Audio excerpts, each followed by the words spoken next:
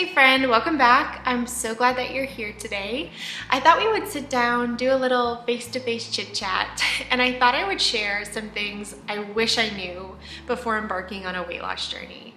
You know, I did a video very similar to this about 2 years ago on my channel, and it did really well, and you guys seem to really enjoy it. And now that I'm 2 years farther down the road, there are even more things I wish I knew before embarking on this journey. Because the reality is that weight loss is great. It can make you feel better. It can make you more confident. You can be stronger. But weight loss is not a one and done thing. You don't just lose 100 pounds and then go about your life. There are things that are constantly changing, and it's just a little bit more complicated than that. And so whether you're at the beginning of your weight loss journey or you're right in the middle of it, I hope that today's video encourages you. And for those of you who are new here, welcome. I'm so glad that you're here today. Maybe you stumbled upon this video searching YouTube, but my name's Amy, and in 2023, I set out to totally transform my life. At the beginning of 2023, I was 230 pounds. I was living a very sedentary lifestyle. I was not moving my body. I did not care about what I was putting into my body. I was eating a lot of processed, high calorically dense, highly saturated fatty foods, lots of fried foods.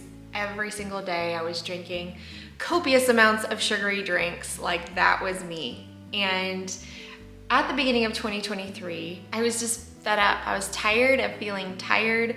I was tired of feeling sluggish, and I was tired of being the mom on the sidelines who was hiding behind everything.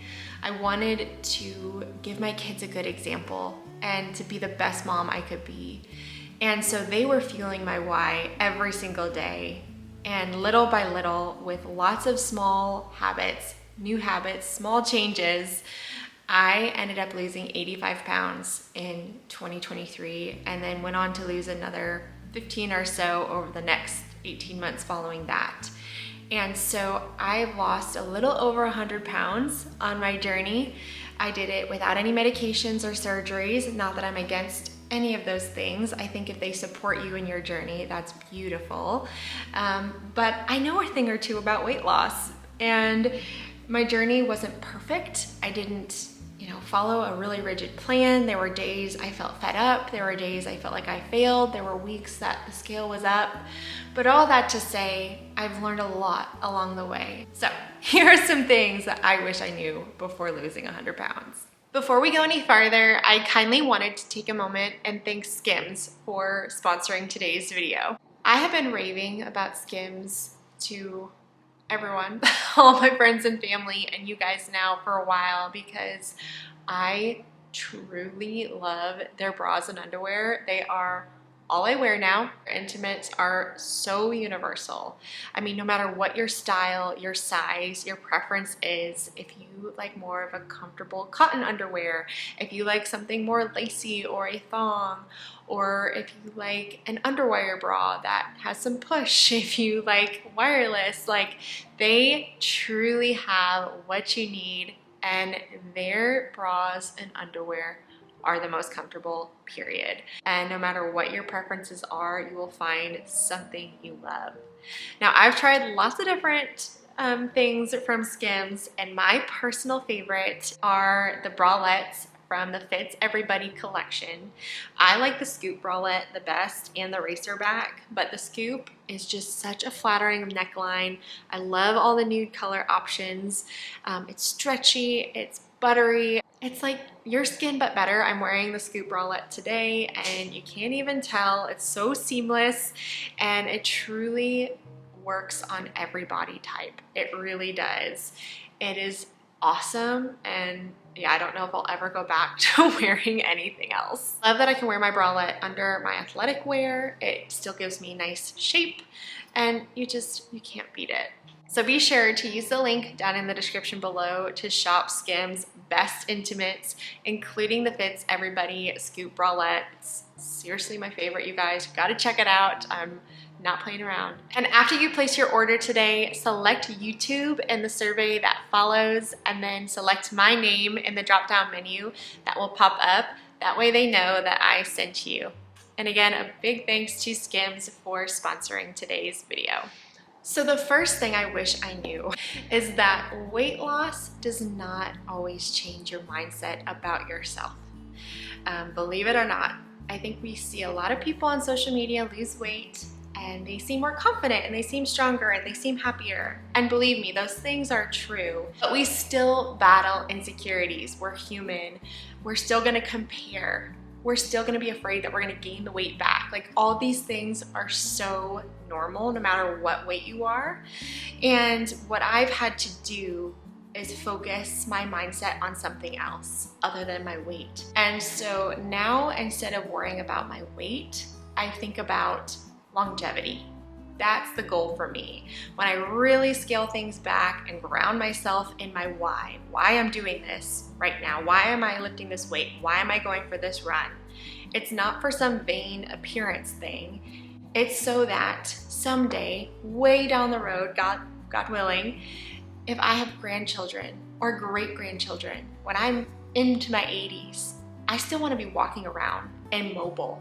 I do yoga and mobility work today so that when I'm 80, I can bend down and pick things up without pain. I lift weights today so that when I have grandbabies, I can lift them up easily. That's the mindset that I'm trying. I'm not perfect by any means. I still struggle, of course, but that's what I try to think about when I'm having those bad body image days, or I catch myself having a vain thought. It's like, it's not about that. It's about living a good, long life. We want quality of life, not just length of life. And so focusing on that has been huge. The next thing I really wish I had known sooner is that strength training truly changes everything. Before I lost 100 pounds or even started my weight loss journey, I was just focused on getting smaller. And at the time, that's what I needed to do. I was significantly overweight for my height. But I didn't know, I didn't have the knowledge that I have today about strength training and the health benefits, but also how it can mentally completely change the game as far as how you view yourself. It's one thing to just get smaller. It's a whole nother thing to get stronger and change the way your body looks with muscle. Once you put that muscle on, you feel incredible. You can feel comfortable in your skin because you're strong and you can see the muscle on you, and it totally changes your relationship with cardio and calories and weight loss. At least it has for me. Now granted, I lost quite a bit of weight before I started strength training, but I think if I hadn't started strength training and I was just doing cardio and I'd just gotten like skinny fat, I would still probably struggle with my body image all the time. But now that I've put on muscle, not only is that amazing for your metabolic health and your longevity and all the other studies out there, but you physically just look and feel better. And so if you're somebody who's at the beginning of your weight loss journey, don't be like me and wait a year to start picking up weights. Go pick up some heavy weights today. The next thing I think I wish I'd known before losing weight was that the scale does not tell you the whole story, doesn't give you the full picture, especially within the span of a week or two.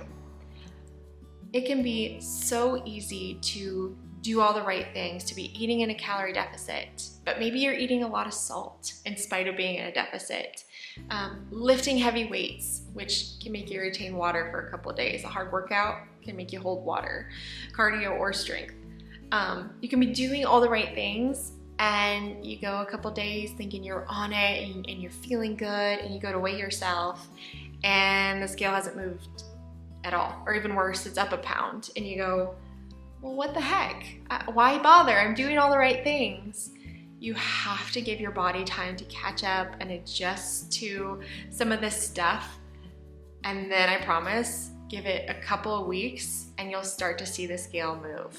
Now granted, if you go like 3 or 4 weeks and the scale hasn't budged, something else I wish I'd known, a little bonus tip, that probably means your weight has plateaued, which It's happened to me countless times. It might be time to dip a little bit lower, try some things, you know, cut your calories by 100 or 200, or increase your steps and your burn by 100 or 200 and see if that doesn't fix things. But figuring out your body and knowing that the scale day in and day out does not give that full picture is really important to stay encouraged, because I know it can be anything but encouraging when the scale isn't moving. Just give it time, trust the process, and watch it move. Next thing I wish I'd known before losing weight is that loose skin is so normal, and I wish I wouldn't have worried about it. I get comments, messages, people all the time asking me, weren't you afraid of loose skin? Or how'd you avoid loose skin? The truth is, I did not. Now granted, genes play a huge role, and I've always had decent skin, elastic skin, and I don't have a ton of loose skin on like my upper body, a little bit on my lower body, but it's primarily in my stomach area because that's where I held a lot of belly fat. And I have a significant amount of loose skin. I hide it, of course. I'm not walking around in a sports bra every day. I'm not ashamed of it, but it's just what comes with significant weight loss. But I'm here to tell you as your friend that it's totally okay, it's totally normal, and you have absolutely nothing to be ashamed of, because the reality is that as somebody on the other side with the loose skin who, you know, doesn't love it, feel pretty neutral about it, it feels so much better than the weight ever did.